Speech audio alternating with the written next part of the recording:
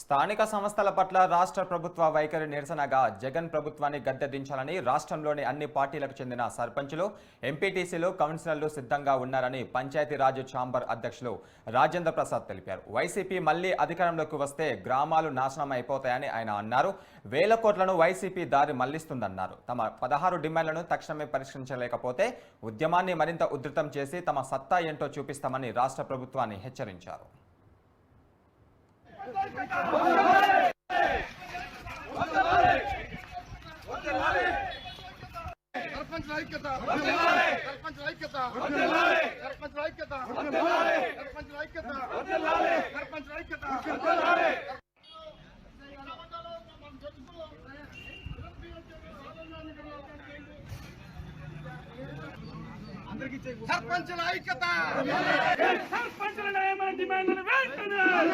అంటే ప్రజాప్రతినిధుల్ని మమ్మల్నే రానివ్వట్లేదు, సర్పంచుల్ని, ఎంపీటీసీని.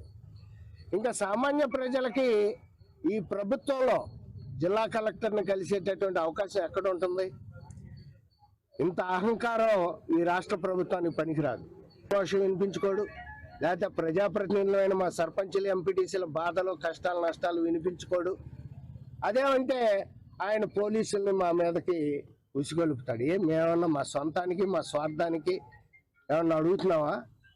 మా గ్రామీణ ప్రజల సంక్షేమం కోసం, మా గ్రామాల అభివృద్ధి కోసం, ఈ రాష్ట్రంలో ఉన్న 3,50,00,000 మంది గ్రామీణ ప్రజలకు కావాల్సిన మౌలికమైన ప్రాథమిక సౌకర్యాలు, త్రాగునీరు, రోడ్లు, డ్రైనేజ్, శానిటేషన్, లైటింగ్ కల్పించ